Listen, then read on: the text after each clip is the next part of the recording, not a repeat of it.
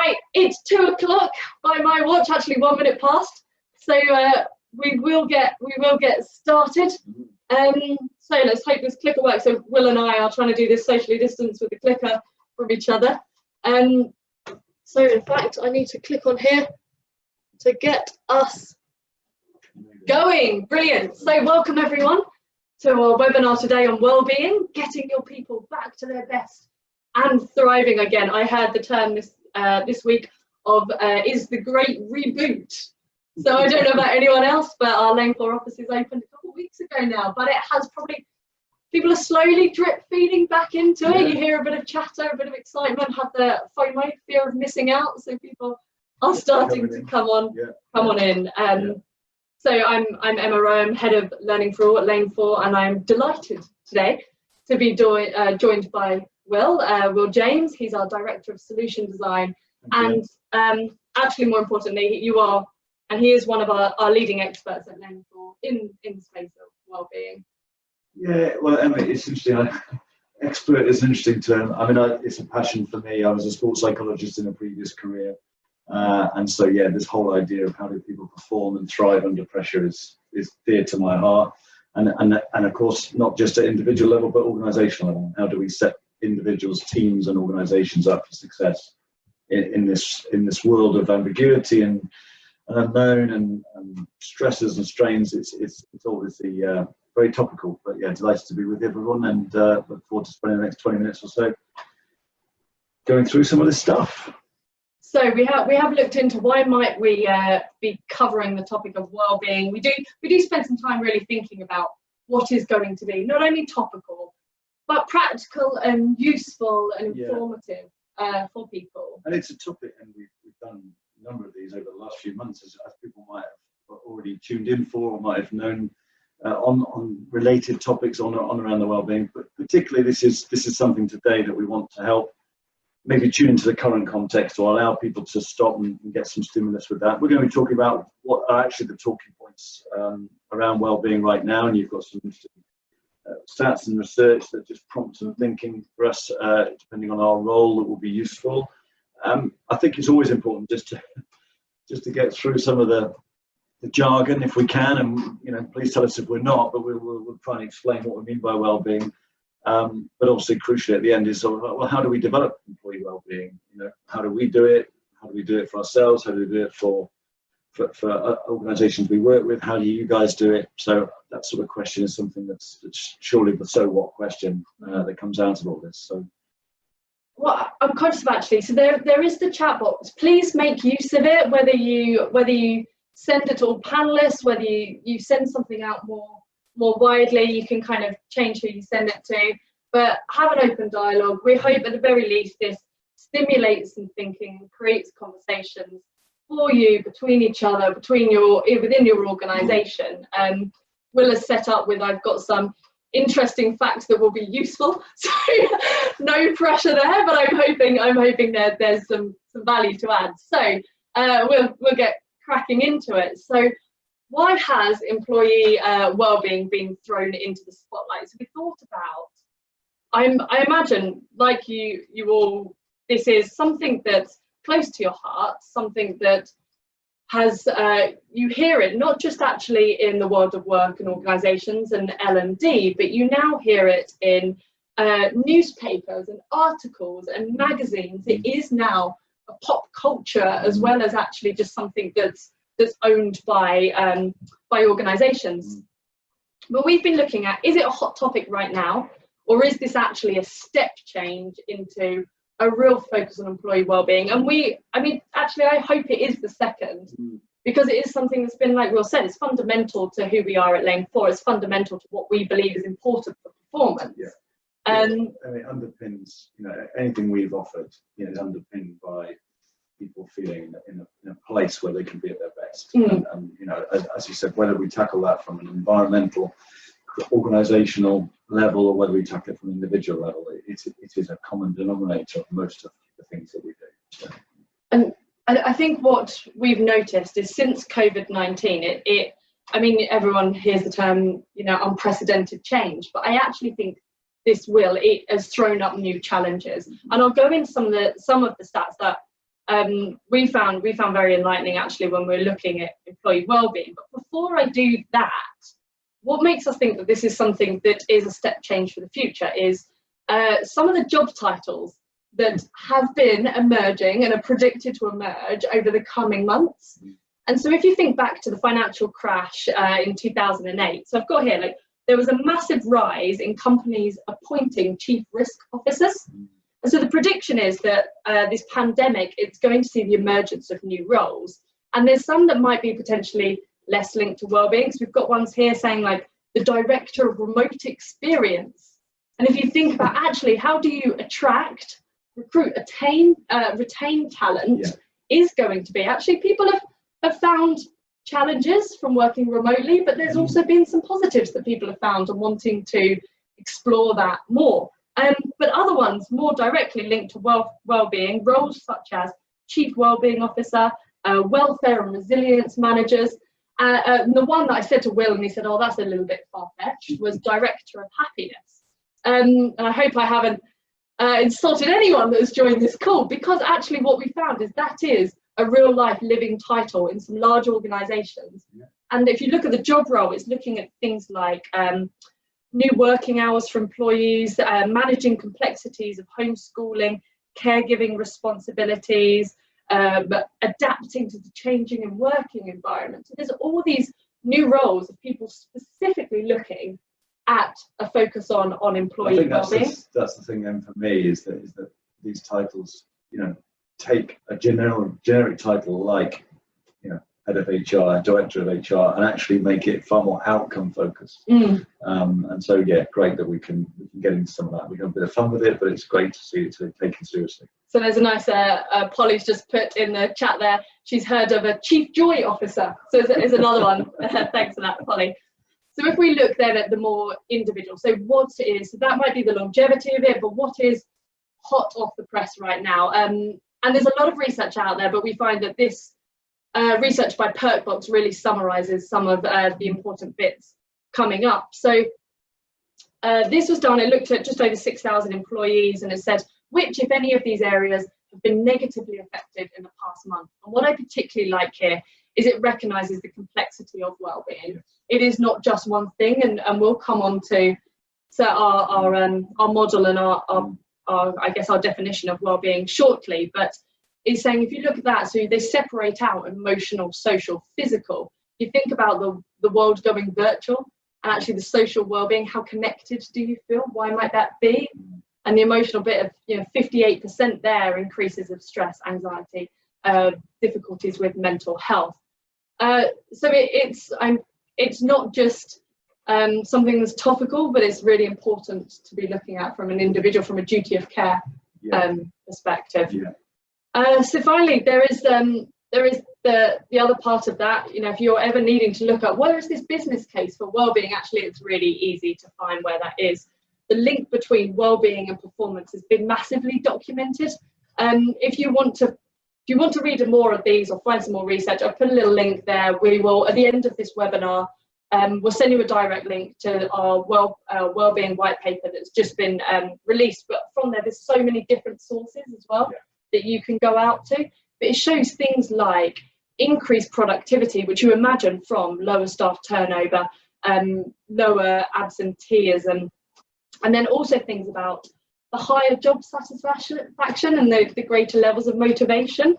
And the final one, before we just move on, is that idea of the more collaborative working.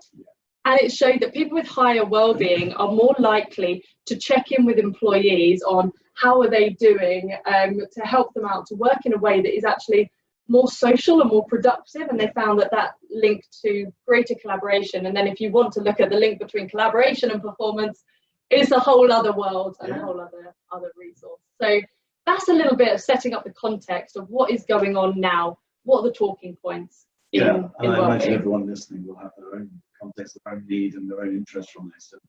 And as I say, the white paper will hopefully provide a lot of additional context and resources.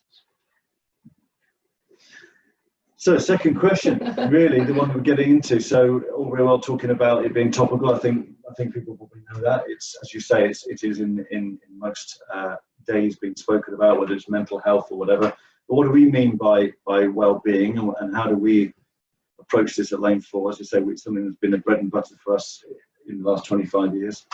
I think from our point of view, if you want to throw some words at it, this ability to be the best version of ourselves, and how do we help employees, for example, to do that, given what's going on at the moment. Maximizing our own potential and the potential that we've got in our business. For many businesses, people are the main resource, and we should be making sure that whilst there's a rise in technology, there's a rise in how we keep people out in that way, we don't forget to invest in our people. When it comes to putting this into a bit of a different perspective, I guess, a nice framework and model, something that makes it slightly easier to grapple with. We've got here essentially this circle with the equal sign is equaling my well-being, and it's essentially where I'm going to find it myself able to probably work at my best, feel at my best. I'm probably going to find myself able to balance competing needs, and let's face it, some of those will be at the moment both accentuated by the fact that I'm working and living at home in most cases. So making sure I can balance those needs, making sure I can overcome interferences, making sure that I can feel confident and focused and be at my very best. Now, obviously, we're not always in that state, and sometimes when we're not in that state, we'll actually become quite passive and submissive, and maybe reclude to the back of a cave and work on our own. Or indeed, we might try and take control, because being in control is another sign of a state of well-being. I feel in control of any situation. If we can sometimes try and overdo that and become quite dominant and aggressive, and that obviously has an impact on those others we're working with particularly.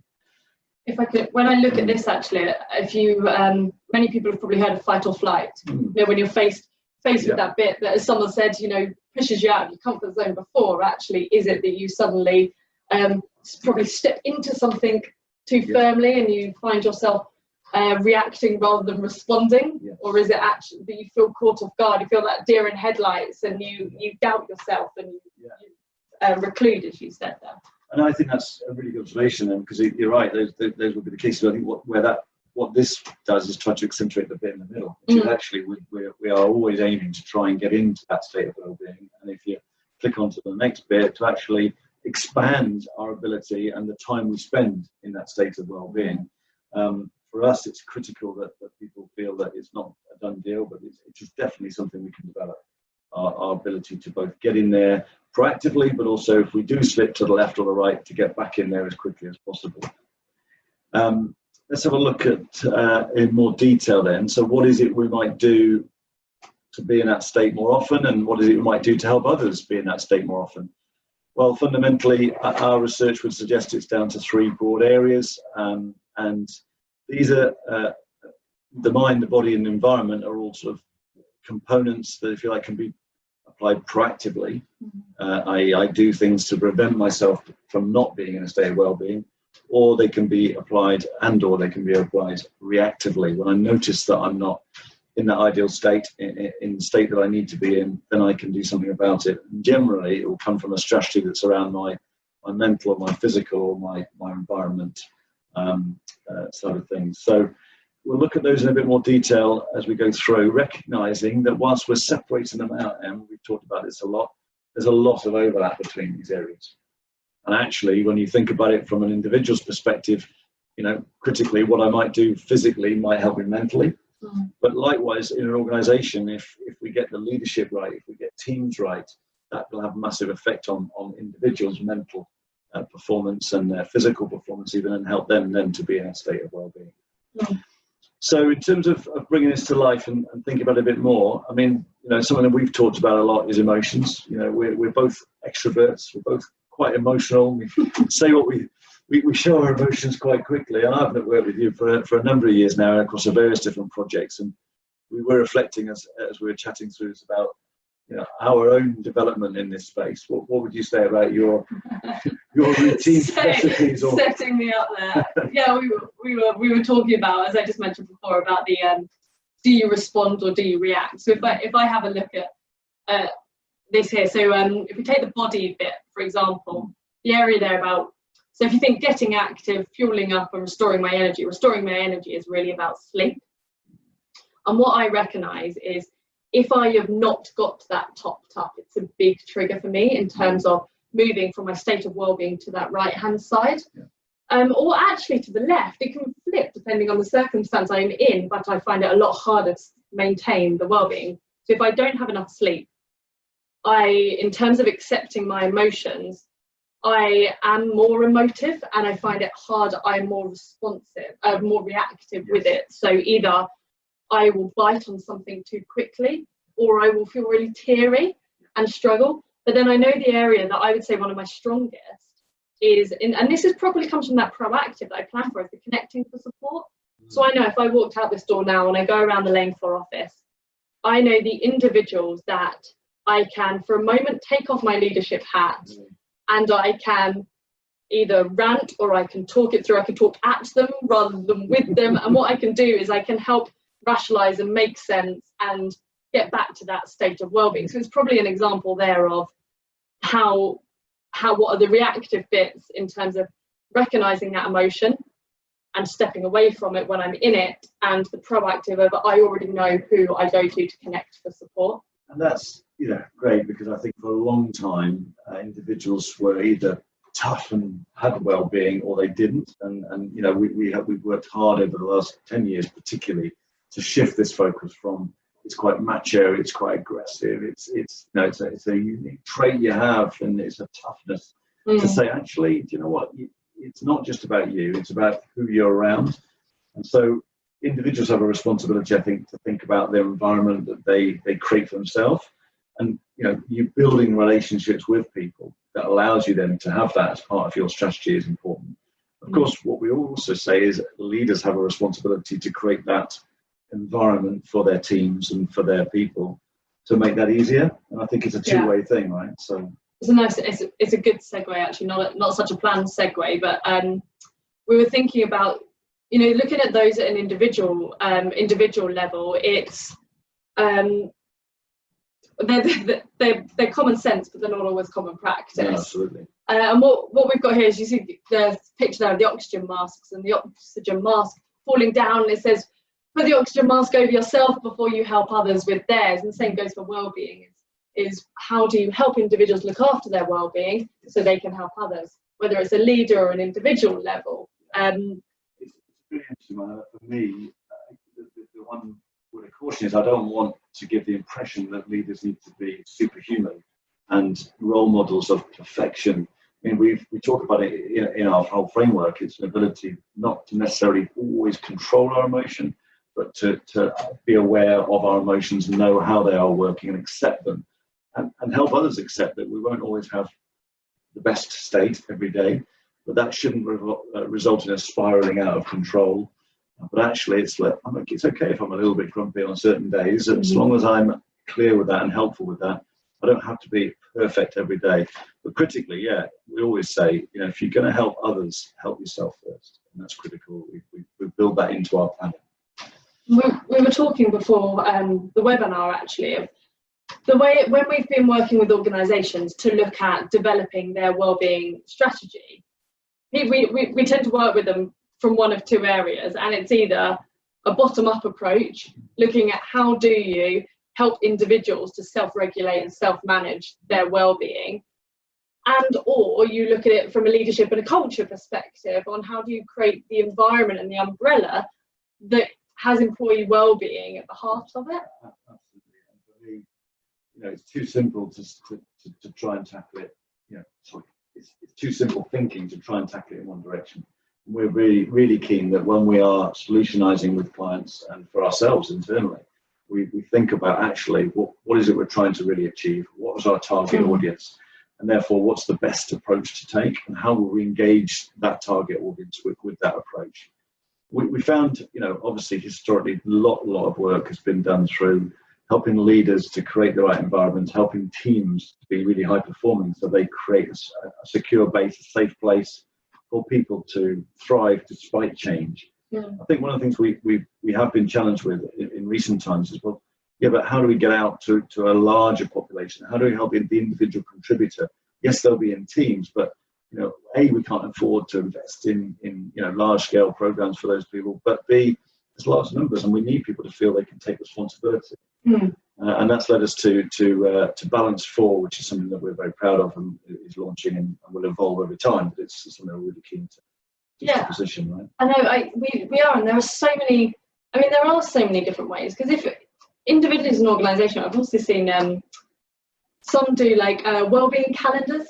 Yeah. And so you say you take, going back to these, say you take each of the 9 areas, but you do hot topics on each of the 9 areas, and they can be like the ninja culture. Yeah. So how do you go about not just giving them the development, raising the awareness, but what's the signs that you put up? How much as a leader do you role model putting lunch breaks in to make sure you fuel up and restore your energy?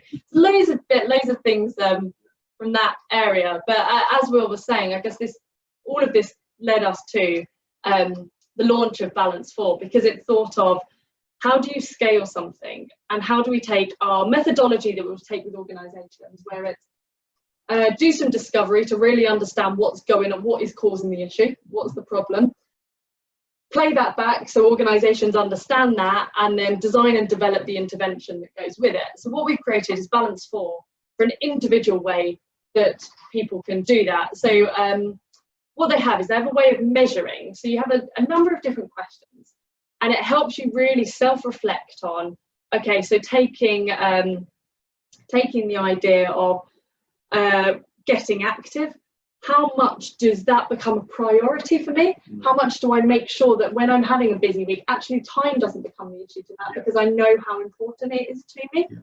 So you have all of these, and what it leaves you with is a understand. It's the report here. So you can kind of see an example there of it, and it will show you which of those at this moment in time, imagine them like fuel cells, which of these are really topped up to the max, and which of these are depleted. You can click under each of those, and it will give you a personalised blurb about how might that be playing out for you, what impact might that be having. And for me, this is all part of the work we do and we will continue to do, which is help individuals to build their ideal recipe for being resilient, for therefore boosting their state of well-being.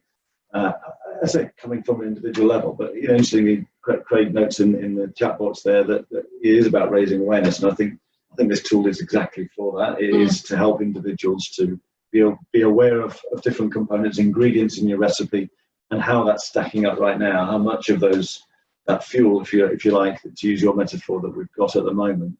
But it will change. It will change based on the context. So it's something that we want people to interact with and feel they can interact with regularly. And having understood that, the next phase is obviously then to get really good insight and support on how do I develop.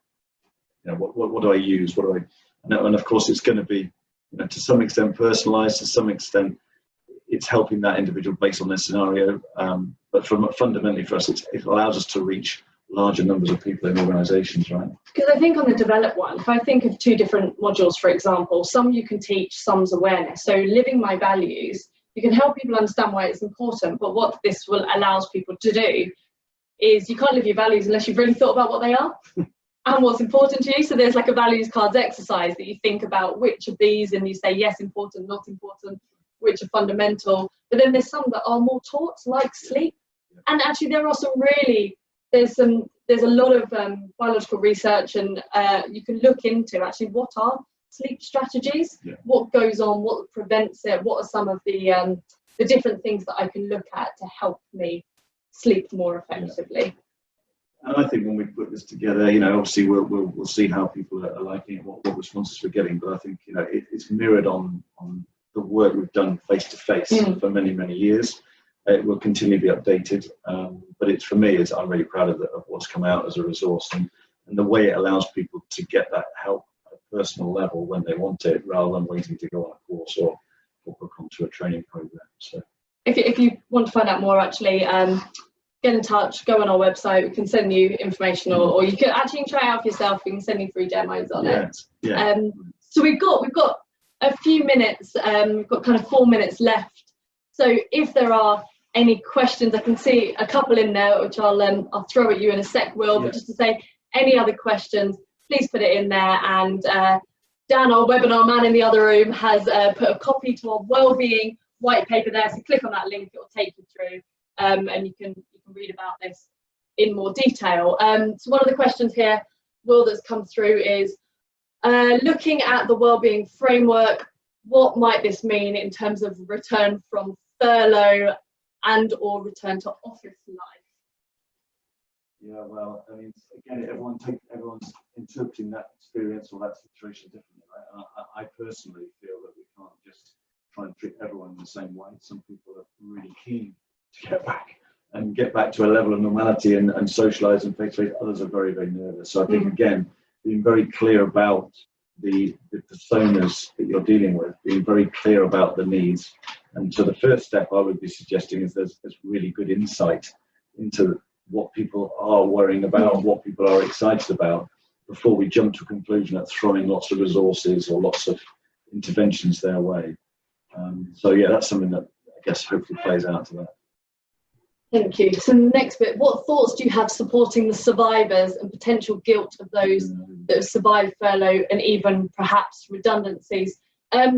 Alicia, on that one, keep tuned. We have a Survivor Syndrome blog coming out next week, actually. There is a lot of no problem. There is a lot of research looking into Survivor Syndrome, actually, and the initial boost that it can give, where people are trying to show their worth and prove their worth and keep the job, and then actually the dip in the engagement that can then elicit and what that can do for individuals. So have a look at the blog when it comes out, and it will give you some of the strategies to look at. And a lot of it is actually the conversation around it, and not just involving not the them and us thing, not separating the people that have been furloughed or the people that have been working throughout, having open conversations, actually supporting your leaders with what are conversation starters, what are ways that they can structure this so that you create that psychologically safe environment where people can talk about what has that experience been like for me. We'll mention before about the kind of the stepping into the shoes that we've done, where you understand the personas, and I can't tell you how invaluable I personally found that. Lewis has put a question on, which is probably a final question given time, but what are some of the warning signs of an organisation has poor well-being across the board? It's a great question. I have to say, I think the topic is almost moving forward to say we shouldn't have to wait for warning signs. We should be doing something in advance on this. And I think that was what the research that we've looked at shows. So yes, there are warning signs, of course there are, and I'm sure people will be familiar with the levels of engagement, levels of performance, however you choose to measure that. Absenteeism data, turnover. Huge numbers, right? But I think we would like to be thinking it's been getting on the front foot and being proactive and saying, actually, this is an issue and it is something we care about. And as purpose-led organisations and leaders, we want to do something about it proactively. And so a well-being strategy is something that aligns very closely to our typical strategy. Thank you very much, everyone, for joining us today.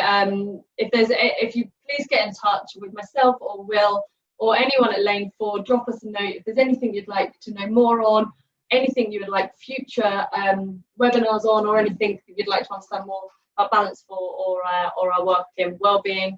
Otherwise, enjoy the rest of your day. Enjoy if you're in the UK what hopes to be a sunny weekend ahead. Fingers crossed. I've probably just jinxed it. And thank you for joining.